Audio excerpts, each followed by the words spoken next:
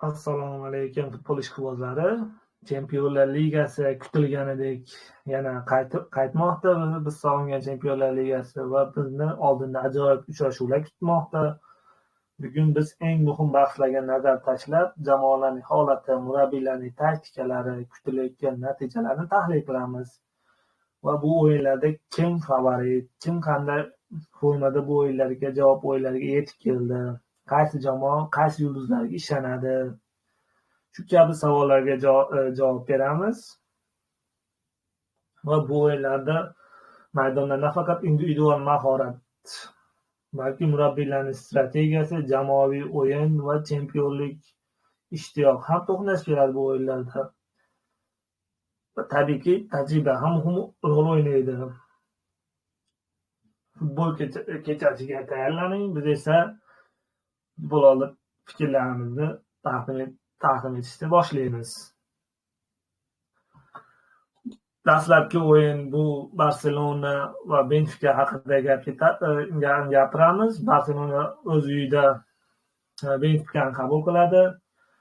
Bu o'yin haqida gapiradigan bo'lsak, bu o'yin 22:45 boshlanadi. O'zbekiston vaqti bilan Zo'r TVda namoyish etiladi. Bu o'yinda birinchi o'yinda xabariylar bor. Barselona 1-0 hisobda qizil olgan bo'lsa-da, kichik hisobdagi g'alaba bilan bu o'yinga yetib kelgan.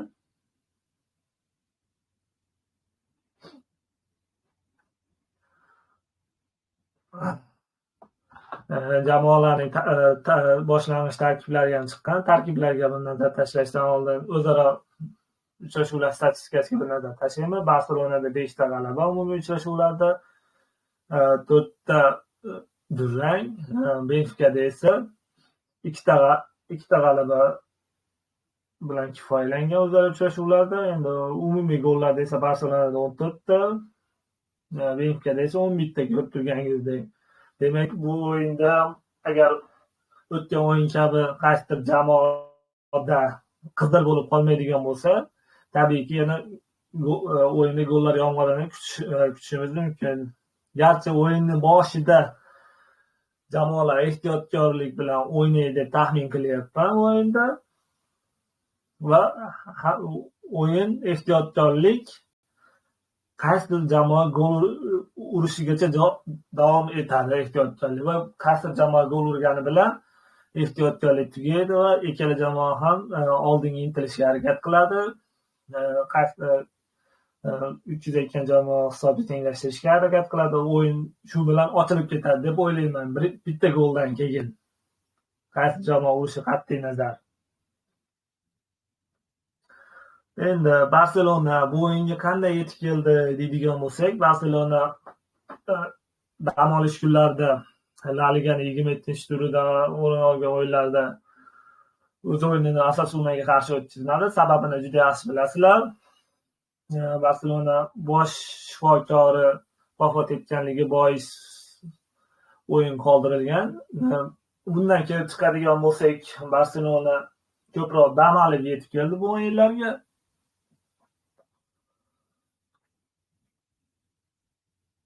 Barselona imkoniyatlari uyda o'ynaganligi boisidan ham o'tgan o'yinda 1-0 hisobda g'alabasi tufayli ham biroz ustunlikka ega deyilmoqda ba'zi sport nashrlarida. Endi Benfikaga nazar tashlaydigan bo'lsak, bu Benfika bu o'yinga qanday yetib keldi deydigan bo'lsak, juda eng muhim o'yinchilarni yo'qotgan holda yetib keldi desak ham bo'ladi. Chunki Benfika himoyachisi Alvaro Carreras Barselonaga qarshi o'yin oldida ishtirok eta olmaydi. O'tgan o'yinda juda yaxshi o'ynagan edi. Jamoalar tarkibiga nazar tashlaymiz. Bu jamoalarning boshlang'ich tarkibi bilan tanishib olishingiz mumkin. Barselonada hujumkor tarkib tanlangan bosh murabbiy Flik tomonidan 4-3-3 sxemasida. Benfika esa 4-4-2 sxemasida 3-4-3 sxemasi tarkibini tanlagan. Kezi kelganda yarim himoyachilardan biri himoyaga qaytadi, tez kelganda hujumga ko'proq o'tadi. Ko'rib olishingiz mumkin. Bu esa jamoalarning zaxira o'yinchilari ikkinchi bo'limda qo'shishi mumkin o'yinchilar. Taxmin qilib ko'ringlar, bu o'yinda ikkinchi bo'limda shu zaxiradan kimlar o'yin kuchaytira oladi ikkala jamoadan. Endi Benfica haqida gapirayotgandik. Benfica endi yo'qotishlarda yana biri Angel Di Maria bu o'yinda qatnasha olmaydi, u ham o'ynay olmaydi ekan.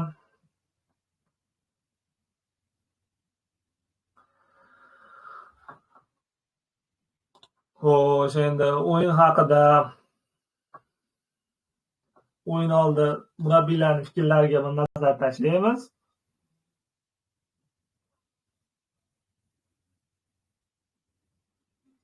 Xo'sh, Benfica bosh murabbiyi Bruno Lashning o'yin oldi fikrlariga shunday debdiki, Barselona ajoyib sifatga ega futbolchilarga to'la, ayniqsa oldingi uchlik. Garchi oxirgi o'yinda darvozabon Shesni ajratib turgan bo'lsa-da, ularda ajoyib ishni bajarayotgan va Chempionlar Ligasi g'alaba qozongan murabbiy bor. Barselona 2025-yilda mag'lub bo'lmagan jamoa.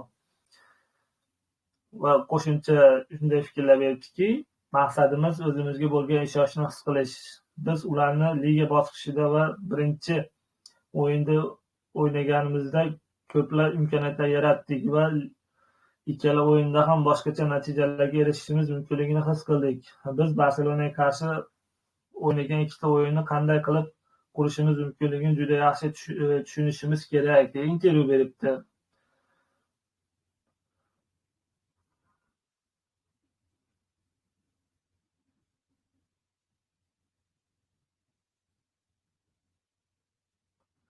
Xo'sh, endi Barselona ustozining o'yin oldi fikrlariga bir eshitadigan bo'lsak, u shunday debdiki, o'yindan oldin bugun ertalabki suhbatda biz birinchi o'yinning yaxshi va yomon tomonlarini hisoblab chiqdik. Hech kim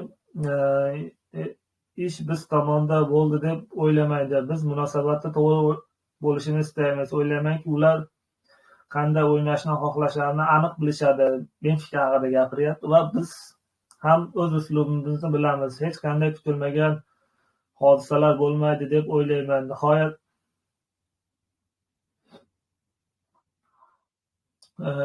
qo'shimcha fikrlar shunday debdiki, bularning barchasi bizga hujumda ham, himoyada ham ko'proq yordam beradigan joylashuv va to'pga egalik qilish asosiy maqsadimiz. Biz bugun shunday qilishimiz zarur deya intervyu beribdi.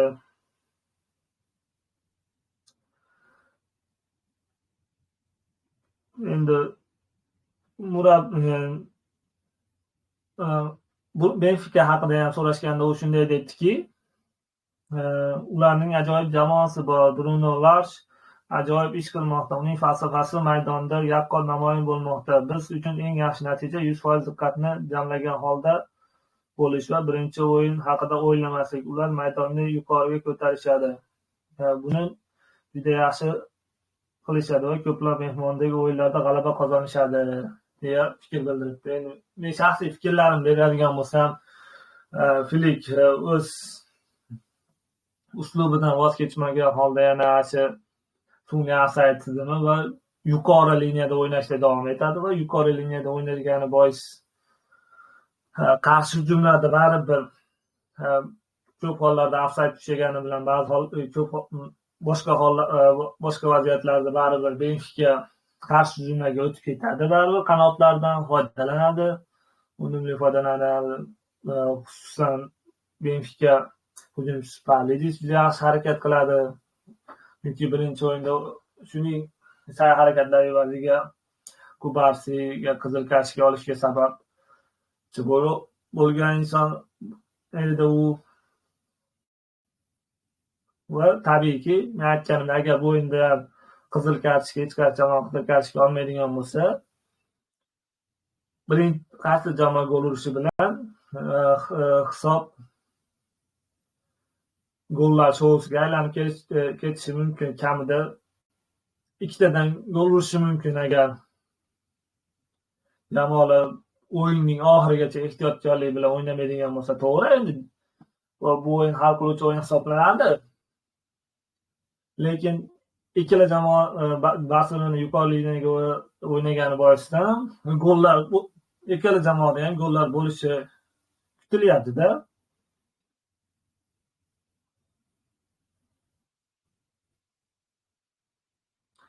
Xo'sh, endi keyingi o'yinni tahlil qiladigan bo'lsak, keyingi o'yin Inter Milan va Feyenoord o'yinlari haqida gaplashamiz. Inter o'z uyida Feyenoordni qabul qiladi. Endi birinchi o'yin haqida aytadigan bo'lsak, Inter birinchi o'yinda 2-0 hisobda g'alaba qozongan holda bu o'yinga yetib kelishdi va kutilganidek bu 2-0 hisobdagi g'alaba bilan bu o'yinda Inter yaqqol favorit hisoblanadi. Ammo maydonda nimalar sodir bo'lishini bilmaymiz.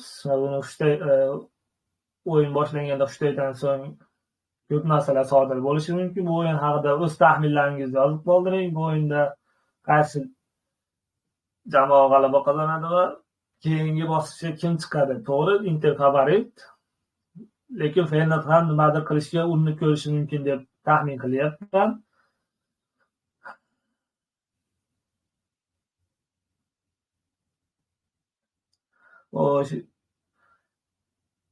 Inter Milan bu o'yinga qanday yetib keldi deydigan bo'lsak, Inter Milan Italiya seriyasida Monsaga qarshi 3-2 hisobda g'alaba qozongan holda yetib keldi va bu bilan seriyada yetakchilikni saqlab qoldi va bu g'alabasi bilan yuqori kayfiyatda bu o'yinga yetib keldi desak ham bo'ladi. Feyenoord haqida aytadigan bo'lsak, Feyenoord ustozi Robin van Persie ikkita gol farqi bilan yetkazgandan so'ng o'yinchilarga o'zlariga ishonishlarini va jamoaviy ruhni saqlashni maslahat bergan. Biroq asosiy hujumchisi Igor Payxao jarohati tufayli maydonga tusha olmaydi. Demak, asosiy hujumchisini Feyenoord yo'qotgan. Bundan ko'rinib turibdiki, Feyenoord comeback qilishi biroz qiyinlashishi mumkin.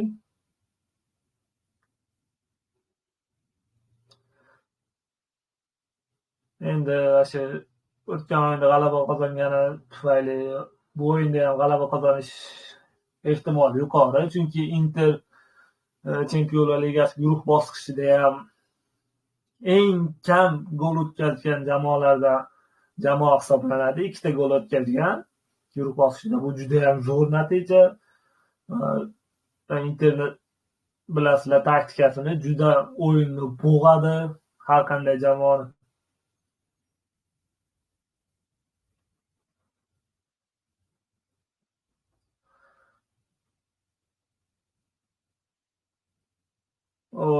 Bu o'yinda qanday taktikalardan foydalanish mumkin deydigan bo'lsak, aytganda Inter o'yinni bo'g'adi.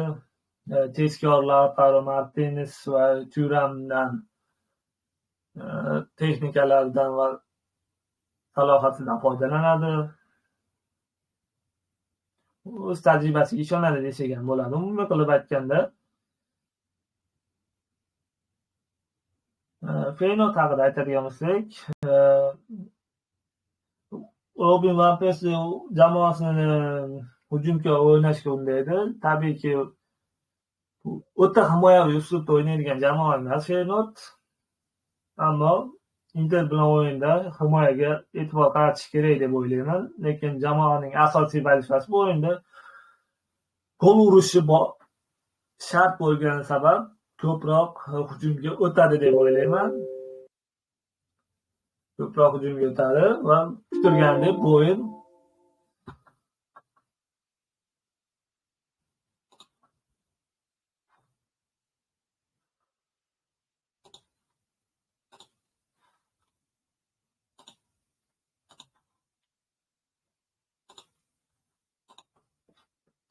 kechirasizlar uzilishlar uchun. Aytgandek, bu o'yinda men taxminimcha bu o'yin juda ham qiziqarli ruhda kechadi. Hujumkor o'yin bo'ladi. Internet orqali ham ko'rishni tavsiya qilaman bu Inter va Feyenoord o'rtasida, chunki Feyenoord oldinga o'tadi, hujum qilishga majbur bo'ladi.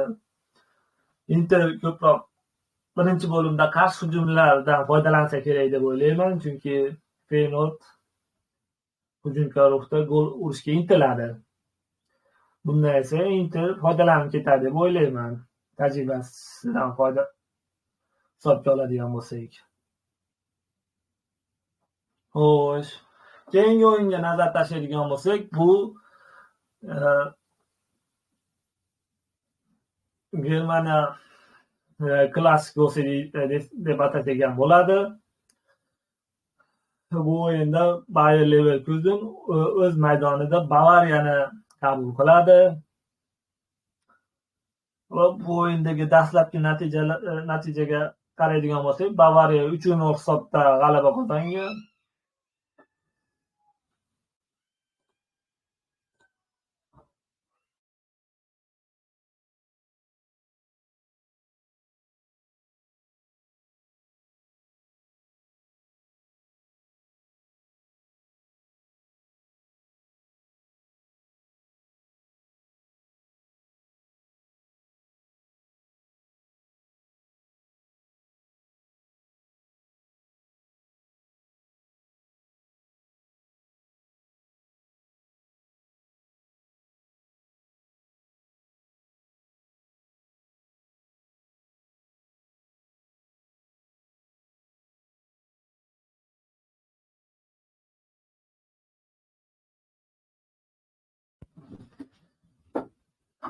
To'xtalish uchun uzr so'rayman. Telefonga qo'ng'iroq bo'lib qoldi.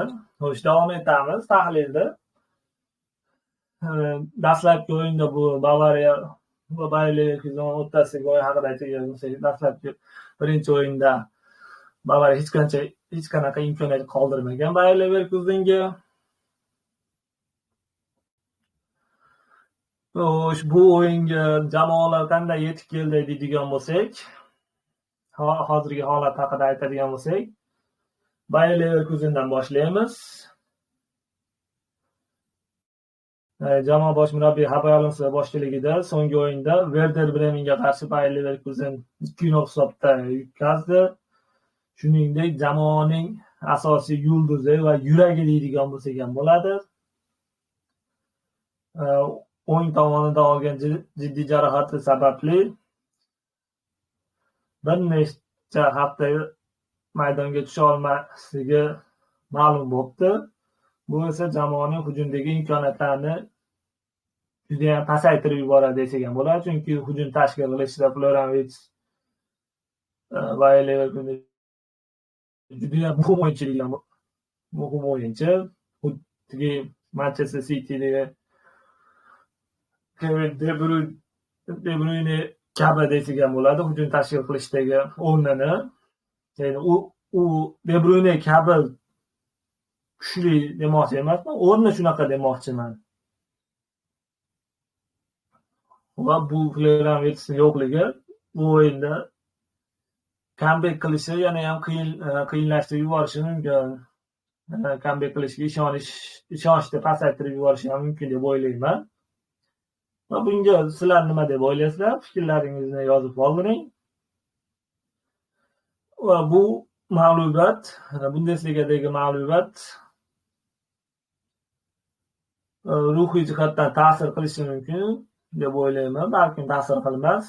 Bu haqida sizlar nima deb o'ylaysizlar? Va bu o'yinni ham men kechagi videoimda tahlil qilgan. Bu jamoalarning Yevrokuboklarda qatnashuvchi barcha jamoalarning bugungi o'yinda bo'lib o'tgan jamoalarning ligadagi o'yinlarni tahlil qilgan va o'tgan videoimda ko'rib olishingiz mumkin. O'yinlar boshlanishdan oldin endi Bavariya haqida gapiradigan bo'lsak, hozirgi holatini Bavariya bosh murabbiyi Julian Nagelsmann o'tgan haftada Bundesligada bo'lib o'tgan o'yinda tahlil qilgan, jamoani o'ynash uslubidagi ba'zi kamchiliklarni ko'rsatgan, biroq Chempionlar Ligasi chorak finaliga chiqish uchun birinchi o'yindagi g'alabasi uni keyingi bosqichga chiqish imkoniyati keskin oshirib yuborgan desak ham bo'ladi.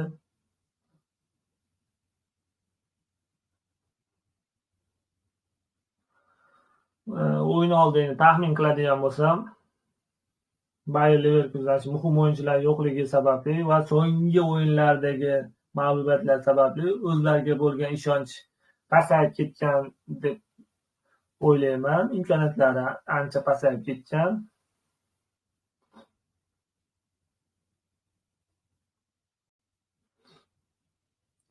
Va bu o'yinda Xabi Alonso hujumkor taktikani tanlaydi, chunki gol urish kerak.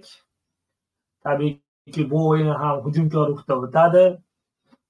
O'tgan o'yin kabi bo'lmaydi deb o'ylayman, chunki Bayer Leverkusenni yo'qotadigan narsasi yo'q. Baribir gol urish kerak. Himoyani o'ylagan holda baribir. Va buni o'ylagan holda Xabi Alonso Patrik Shik va Viktor Boniface kabi o'yinchilarni maydonga tushirishi mumkin daqiqalarda hujumkor o'ynash uchun-da. Bavariya haqida aytadigan bo'lsak, jamoa o'z tajribasini, individual mahoratini Leverkusenga yana bir bor isbotlab qo'yishi mumkin bu javob o'yinida.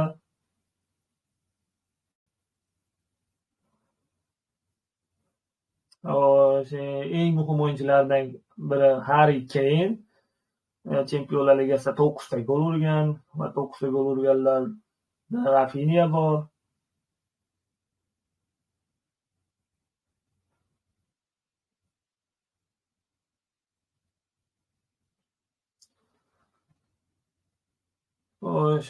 Kutilayotgan natijalarga qaraydigan bo'lsak, Bavariya bu o'yinda ham ustunlik erishishi mumkin, chunki Bayer Leverkusen aytib o'tganimdek juda ko'p yo'qotishlar bilan yetib kelyapti. Endi Bayer Leverkusen faqat mo'jiza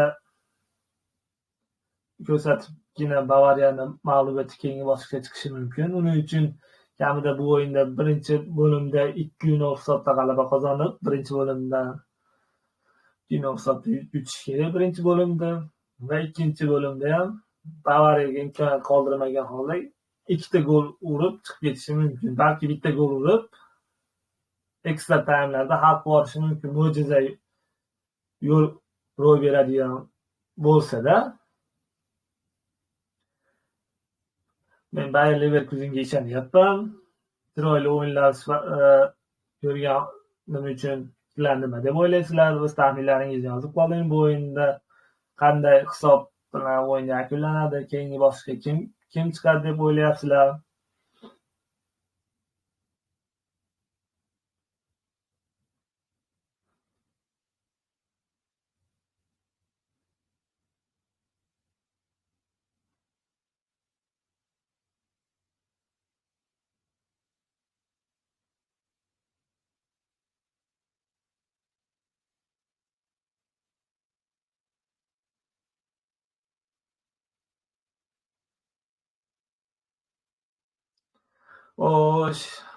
Eng markaziy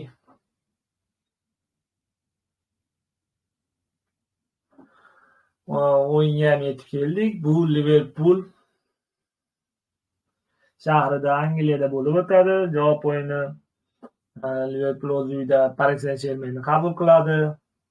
Endi bu o'yinda birinchi o'yinida Liverpul 1-0 hisobda g'alaba qozongan va o'yinda haqida tahlil qilganman. Videolarni ko'rib olishingiz mumkin. O'yin haqida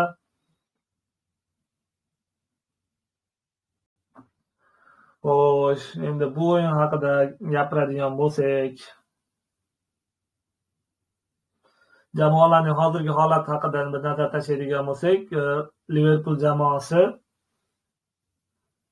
bir hafta oldin 1-0 hisobda yutishdi. Va u o'yinda Harvey Elliottning 87-daqiqasida urgan goli hal qiluvchi rol o'ynagan. Ushbu natija chorak finalga chiqish uchun qulay pozitsiyada turganligini anglatadi. 1-0 hisobda g'alaba. Lekin buni Liverpul o'yinchilari buni unutgan holda harakat qiladi deb o'ylayman, chunki birinchi o'yinda garchi yutgan bo'lsa ham o'yinda yutqazdi desak ham bo'ladi, chunki imkoniyatlar deyarli yarata olmadi. Va bu o'yin haqida men taktik tizmalar orqali ham tahlil qilib berganman. O'tgan o'yinni buni ham ko'rib olishingiz mumkin. Videosi bor kanalimda. Xo'sh, PSG haqida aytadigan bo'lsak, Liverpulni oxirigacha davom ettirib qo'yamiz. Liverpul bu o'yinga Premyer Ligada g'alaba bilan yetib keldi va bu g'alaba ularga qo'shimcha ruh va kayfiyat bag'ishlaydi va Liverpulni o'z stadionida o'ynayotgan, o'z uyida o'ynayotgani boisdan muxlislari unga qo'shimcha kuch beradi va birinchi o'yin kabi o'ynamaydi deb o'ylayman. Liverpulni himoyaviy usul tanlamaydi, chunki o'z muxlislari qarshisida hujumga o'tishga majbur va muxlislar hujumga o'tishga majburlashadi, undashadi. O'tgan o'yin kabi bir jamoaning hujumlarini ko'rmaymiz. Ikkala jamoa ham hujumkor o'ynaydi deb o'ylayman. Hujumlar yomg'irida harakat qilishadi deb taxmin qilyapman. Endi PSG haqida aytadigan bo'lsak, Parij o'tgan o'yinda bu o'yinda mag'lub bo'ldi.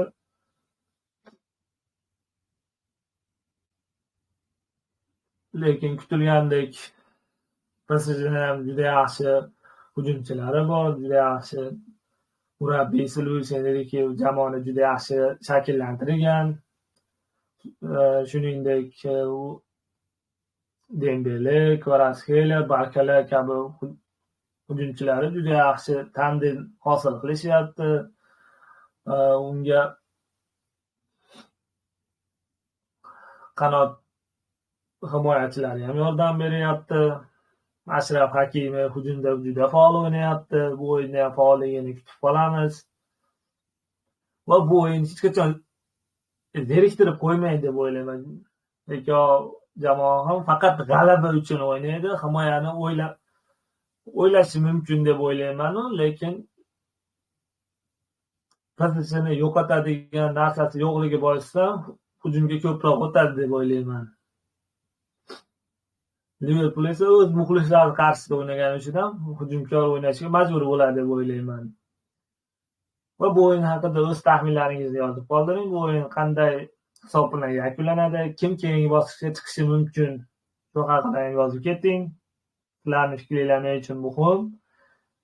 Endi o'yin oldida murabbiylarning fikrlariga nazar tashlaydigan bo'lsak, Liverpul bosh murabbiyi Arne Slot shunday intervyu berdiki, o'z jamoasining ajoyib o'yinini davom ettirishni va yuqori darajadagi futbol ko'rsatishni ta'kidlayapti ekan.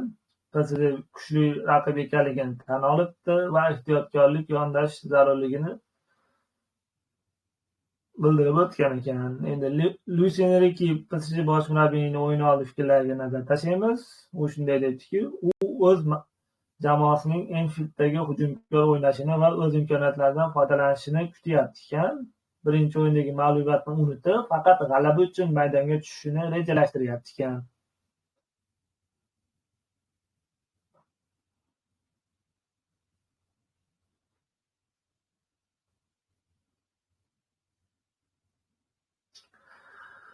Mening taxminlarimni o'ylaydigan bo'lsam, PSG agar dastlabki daqiqalarda gol uradigan bo'lsa, ruhiy ustunlik PSG tarafga o'tib ketishi mumkin deb o'ylayman. PSG tezkor gol uradigan bo'lsa, birinchi goldan keyin PSG to'xtab qolmay ikkinchi golni ham uradigan bo'lsa, bu Liverpulga salbiy ta'sir qilishi mumkin deb o'ylayman.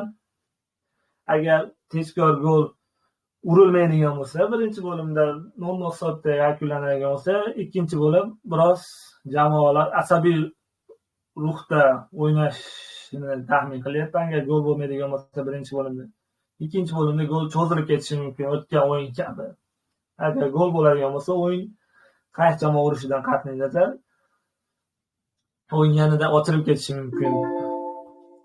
Agar Liverpul tezkor gol urishga muvaffaq bo'ladigan bo'lsa, PSG yana oldinga o'tishga majbur bo'ladi va Liverpulning yirik g'alabasi bo'lib ketishi mumkin agar Liverpul birinchi golni uradigan bo'lsa. Agar PSG uradigan bo'lsa, Liverpul yana ham oldinga o'tishga majbur bo'ladi deb o'ylayman. Xo'sh, bugungi 4 tala o'yin haqida fikrlarim shulardan iborat edi. Hammaga rahmat katta. Ko'rishguncha sog' bo'lasizlar. Xato kamchiliklar uchun uzr so'rayman. Ertaga ko'rishguncha deb qolaman.